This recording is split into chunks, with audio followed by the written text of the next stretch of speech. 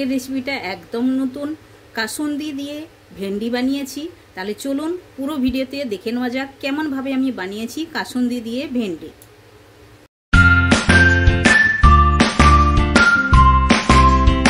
Hello everyone, welcome to my channel কি রান্না করিতে আপনাদের সবাইকে স্বাগত। আশা করি আপনারা সকলে ভালোই আছেন। তো আমি আজ ঢেঁড়সের এমন একটি রেসিপি আপনাদের সঙ্গে শেয়ার করব, যেটা হচ্ছে একদম নতুন রেসিপি। খেতে কিন্তু দুর্দান্ত স্বাদের হয়ে থাকে। আর আপনারা তো অনেক রকমের ঢেঁড়সের রেসিপি খেয়ে থাকেন, বানিয়ে থাকেন, কিন্তু এভাবে একবার বানিয়ে খেয়ে দেখবেন, এটা খেতে কিন্তু খুবই ভালো লাগে। তাহলে চলুন আমি কি কি উপকরণগুলো নিয়েছি আর কি কি দিয়ে বানাবো ওগুলো আমি আপনাদের সঙ্গে শেয়ার করে নেব। প্রথমে আমি দেখিয়ে দিই ঢেঁড়স। দেখুন ঢেঁড়সটা ভালো করে ধুয়ে পরিষ্কার করে এভাবেই আমি কেটে নিয়েছি। আর এটা আমি নিয়েছি 250 গ্রাম, মানে 250 গ্রাম আমি ঢেঁড়স নিয়েছি। আর লাগছে আমার একটি বড় সাইজের পেঁয়াজ একটু বেশি লাগবে। আর একটি টমেটো নিয়েছি, ধনেপাতা নিয়েছি, কাঁচা পাকা লঙ্কা নিয়েছি। আর এটাতে মেন ইনগ্রিডিয়েন্টস হচ্ছে এই যে কাসুন্দি দিয়ে আপনারা এই ঢেঁড়সের রেসিপিটা একবার হলেও বানিয়ে খেয়ে দেখবেন, এত টেস্টি হয়ে থাকে আমি কি বলবো। আপনারা যদি না বানান জানতে পারবেন না, একবার ট্রাই করবেন। তাহলে চলুন রেসিপিটা শুরু করা যাক।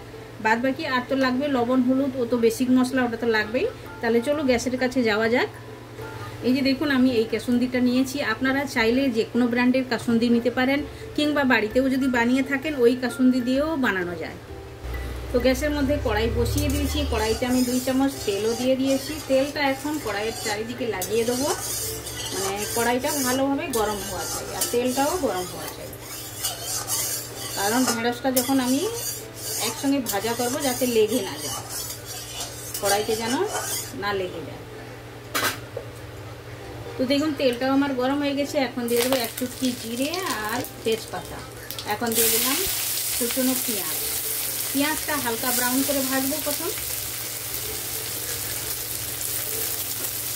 পেঁয়াজের কোয়ান্টিটিটা আপনারা একটু বেশি করে দিবেন, তাহলে এটা খেতে একটু মিষ্টি মিষ্টি লাগবে, খেতে কিন্তু ভালো লাগবে। টক মিষ্টি রেসিপিটা হবে, কারণ কাসুন্দিতে একটু টক লাগে, আর তাই জন্য এটা একটু টক মিষ্টি রেসিপি হবে। খেতে কিন্তু দুর্দান্ত স্বাদের হয়ে থাকে। আপনারা একবার ট্রাই করবেন। একদম টকও হবে না আর একদম মিষ্টি হবে না, কিন্তু একটা মুখরোচক রেসিপি। তো প্রথমে হালকা করে ভেজে নেবো। এখন আমি স্বাদ মতো লবণটাও পেঁয়াজের মধ্যে দিয়ে দেবো। এখন পরে আর লবণটা আমি অ্যাড করবো না, এক টাইমই দিয়ে দিলাম। দিয়ে হালকা করে পেঁয়াজটা ব্রাউন করে নেব।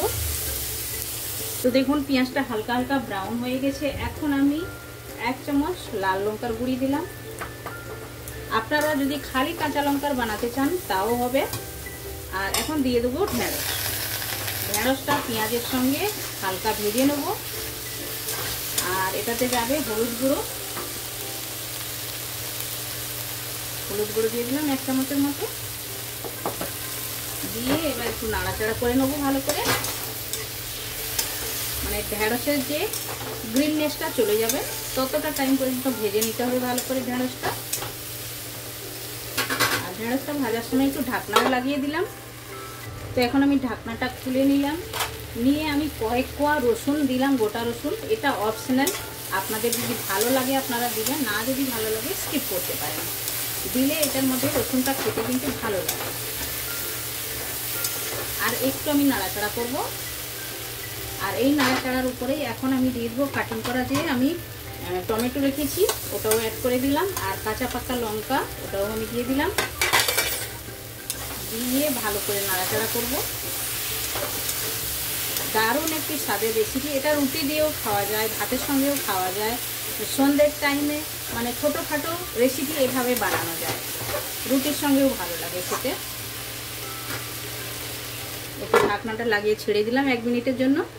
তো এখন আমি স্বাদ মতো একটু মিষ্টি দেবো। মিষ্টির মতো আমি দিচ্ছি বাতাসা, আপনারা চাইলে চিনিও দিতে পারেন। আমি 2টো বাতাসা ছড়িয়ে দিলাম। আর মিষ্টি যদি পছন্দ না করেন স্কিপ করতে পারেন। এখন আমি জলটা অ্যাড করে দেবো।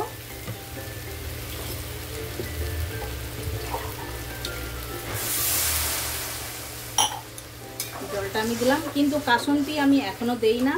কাসুন্দি কখন দেব আপনারা পুরো ভিডিও দেখতে থাকুন, তাহলে আপনারা জানতে পারবেন। আর একটু জল দিলাম। আর রেসিপিটা মাখো মাখো হবে, একদম বেশি ঝোল হবে না। এখন ঢাকনাটা লাগিয়ে ছেড়ে দেবো 1 মিনিটের জন্য। তো 1 মিনিট হয়ে গেছে, এখন ঢাকনাটা খুলে নেব। দেখুন জলটাও শুকিয়ে গেছে আর ঢেঁড়সগুলোও তো সেদ্ধ হয়ে গেছে। ঢেঁড়স তো সেদ্ধ হতে টাইম লাগে না। দেখুন জলটা একদম মাখো মাখো হয়ে গেছে। এই টাইমেই আমি দিয়ে দেবো কাসুন্দি। উপর থেকে আমি দিয়ে দিলাম।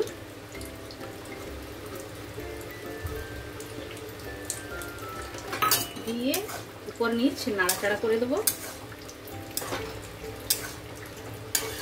আর এইভাবে মাখো মাখো হবে, বেশি ঝোল রাখা চলবে না। আর কাসুন্দিটা দিয়ে খালি আধা মিনিট এটা একটু ফুটিয়ে নেব, বেশি না। আর উপর থেকে ধনেপাতা ছড়িয়ে দিচ্ছি। ধনেপাতাটা অপশনাল, আপনারা চাইলে দিতেও পারেন আর না হলে স্কিপও করতে পারেন। ঢাকনাটা লাগিয়ে 1 মিনিট ছেড়ে দেবো এভাবেই। তো ঢাকনাটা খুলে দিয়েছি, আপনারা দেখুন। আর এইভাবে মাখো মাখো হবে।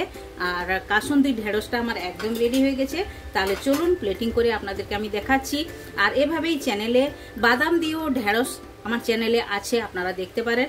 আমি না হলে এটার লিঙ্কও দিয়ে দেবো, মানে বাদাম দিয়ে আমি যে ঢেঁড়সটা বানিয়েছি অলরেডি লিঙ্ক আমি দিয়ে দেবো, আপনারা দেখে নিতে পারেন। তাহলে চলুন এখন প্লেটিং করে দেখাচ্ছি আমি। তো দেখুন আমি প্লেটিং করে নিয়েছি।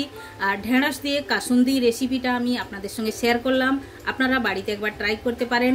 এটা গরম গরম মানে ভাতের সঙ্গেও ভালো লাগবে, রুটির সঙ্গেও ভালো লাগবে। সন্ধেবেলা ছোটোখাটো কিছু বানানোর যদি মন না থাকে, এই রেসিপি একদম খুবই তাড়াতাড়ি তৈরি হয়ে যায়। আপনারা এটা ট্রাই করতে পারেন। তো একবার বানান, খান, কমেন্ট সেকশনে গিয়ে কমেন্ট করে আমায় বলুন আপনাদের এই রেসিপিটা কেমন লেগেছে। ভালো লেগে থাকলে লাইক, শেয়ার, কমেন্ট করবেন। আর যারা এখন পর্যন্ত চ্যানেলটি সাবস্ক্রাইব করেননি, প্লিজ চ্যানেলটি সাবস্ক্রাইব করে নেবেন। বেল আইকন অবশ্যই প্রেস করবেন, তাহলে নিত্য নতুন রেসিপি আপনারা সঙ্গে সঙ্গে দেখতে পাবেন। আবার দেখা হচ্ছে নতুন কোনো রেসিপির সঙ্গে। সবাই ভালো থাকবেন, সুস্থ থাকবেন। আপনারা আপনাদের কিমতি টাইম আমার দেওয়ার জন্য আপনাদেরকে অনেক অনেক ধন্যবাদ।